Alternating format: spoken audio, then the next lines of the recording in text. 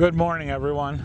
So I'm out here in this top pasture, and I want to make a video of what I did out here and how I'm changing my grazing strategy, and something that may be able to help some of you on smaller scale cattle farms. So if we go back a couple videos, I had the cows in here, and this is where I started unrolling hay because we were into a drought. And I unrolled the hay, fed the cows, and then, because I don't have enough animals to consume the hay fast enough, they end up laying in it and manuring in it, even unrolling it. Does that make any sense? So if we had, 50 head, they'll eat that hay faster than they'll lay on it and manure it. And yeah, I probably could unroll part of the bale and pick it up and take it somewhere, but let's be honest, I have a full-time job, and I don't have time. It sounds like an excuse, but it's reality. So anyway, we unrolled hay out through here, or I unrolled hay out through here. Right here's a spot where I put half a bale and let them just finish grazing it. And this was about 30 days ago. And afterwards, it was just really, the weeds were left. I haven't been putting them in tight enough and making them eat the weeds. But so even with no rain coming, I fed the hay out, and then I took my zero-turn lawnmower and I came and chopped that hay up. And you can see, so the hay was all the way down and through here. We did catch 1 inch of rain all at once, one day. So with this heavy clay and rock ground, a lot of that water, would normally just run off. But I took my zero-turn lawnmower right after I moved the cows out 30 days ago, and I chopped the hay. I chopped the hay up, and there's almost no trace of it. And the thing that I'm most excited about is what is coming back is grass. So yes, it's the fall, and the cool season grasses are going to be a little bit more predominant.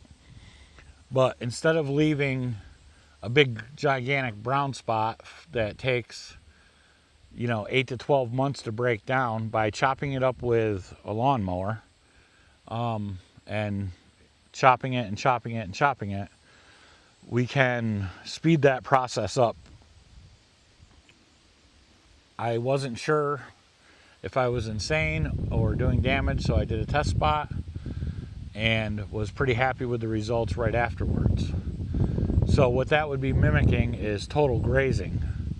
If I tighten them up when we're not feeding hay and have them graze all the weeds and everything right to the ground, I think we can open the canopy up and get more grasses to come. Because obviously I didn't have hay everywhere, but just by not leaving the take a third, leave a third, I do agree with that.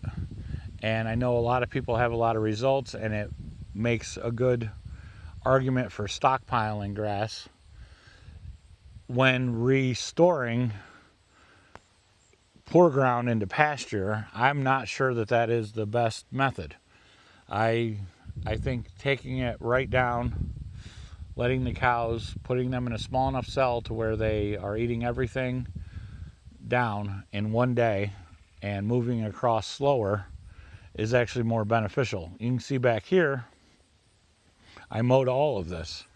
You see back here where we didn't feed hay, and let me kind of get down here, my shadow, but we don't really have the grass. So the hay definitely, and manure, definitely made that come on a lot better. I also noticed that, okay, so as we get back into here, didn't feed any hay, but get down there, we have a ton of clover coming that is just natural in the seed bank. The hay that I have has a lot of medium red or arrowleaf clover in it, so I see that coming up where I've chopped the hay up, but just in the native soil, these species are coming.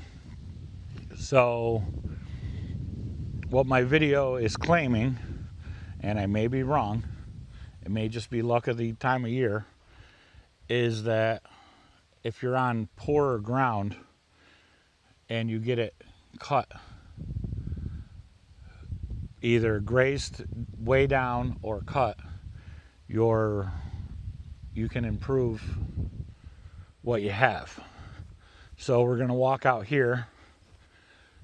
In here we fed a little bit of hay in the spring and it just kind of sat there. And then when I went and chopped it, which was a little tougher to chop, instantly green. So we're going to come down into here and we can see the strips. Can you see that? Will the phone show it? Zoom in, zoom out. You can see the strips where the hay residue was blown of green. And then we have the strips of brown where it's just whatever was here is not responding. We didn't get the nutrients from the hay down. It's really windy and it's probably going to screw up my video. I apologize for that. But so we worked our way down. You can see, hopefully you can see. So this is a strip where we fed out hay and cut it with a lawnmower. And then this strip right here didn't get any hay in it, so that's where I'll come next. And we can see it as we go through here. Nice lush green with great regrowth and pretty much nothing. So I'm spacing them a little bit, my bales, a little wide, but if I can pay attention and mark these areas, I know to come through here next. This strip right here definitely needs some nutrients, some manure and hay. This strip right here is very good. We get over to here and not so great. Then we get over to here. As we progress down this field, it's been a shorter period of time that it's had to recover. See here, it's pretty thick hay. That was after it was really trampled and a little wet, left behind, and didn't get chopped as good. But we have grass coming up through it a lot quicker than if we had just left it sitting. So we get over here, and same thing. This has only been like, I'm going to say 10-15 days of sitting here, and we already have grass poking through with very little moisture. Now, back here, I had put a bale of hay early this spring and just let it sit here. They ate it. They ate what they we're going to eat and left it. And it sat here all summer, and it was just a big brown spot. I came in with the lawnmower and chopped it, spread it as far as I can 2 weeks ago, and I already have all that grass coming up out of it. So I know that if you have, 600 acres, you can't get out there with a lawnmower. But on this 12 acres, most of it I can access with a lawnmower, feed hay, chop the hay, and turn every inch of, or every square foot that I turn from just weeds and non-productive grass into productive grass is a huge improvement. So this big section right here, it had not really netted much of anything. This year I ran through it fairly quickly because it was mostly goldenrod, and I'm like, man, my cows ain't eating it. Put them on it, huge area for a whole day, and or sometimes 3, and get no results, nothing improving. So I mowed this with the lawnmower and took those weeds down, and while we don't have any much improvement, there are some grasses coming up. So when the cows come and eat them, they're going to manure. We're going to get hay unrolled back here. Just trying to get back into the swing of everything after the disaster of the one video I made of the cows getting out. Right now I have the one that didn't come back. She's hanging with the little bull calf because the 2 black Angus over there, they're really pushy, and they're pretty much mean to everyone else. I know I'm babying cows, but I don't want him getting aggressive because he's been pushed on and beat on by them. They will be going to freezer camp, and we're going to keep the ones with the best temperament. So this area right here is a sacrifice area. It's very large for just the 2 of them. The one that wouldn't come back also, she's the one that was always picked on by them, so that's why I have her in here. A little bit of working on her. I am unsure of whether to keep her because she had her first heat cycle that she came into. It was really messy, and I'm not sure what the results of that are going to be. So this area here, I'm going to go ahead and I'll roll that hay over that bale. See, it's just 2 cows. I can't, if I unroll it, it's going to go bad before they eat it. So I have to keep that in a bale.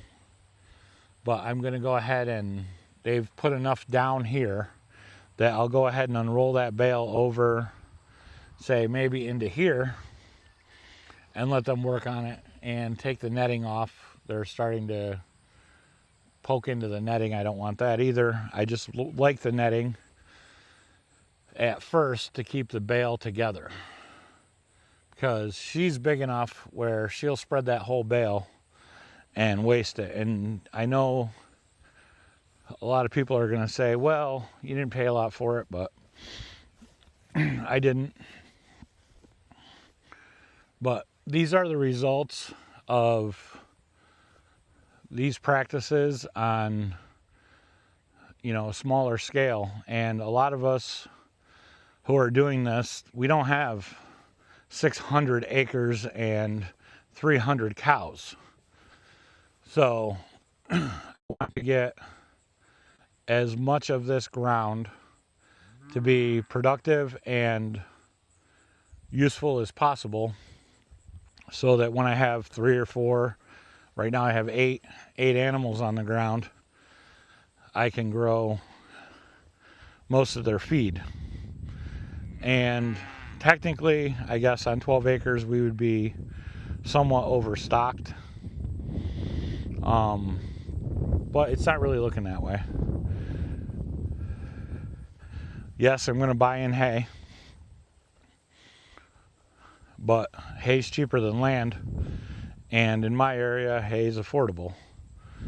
So that's where we are. I hope you like this video. Hit the thumbs up, subscribe, help me keep doing this. Have a great day.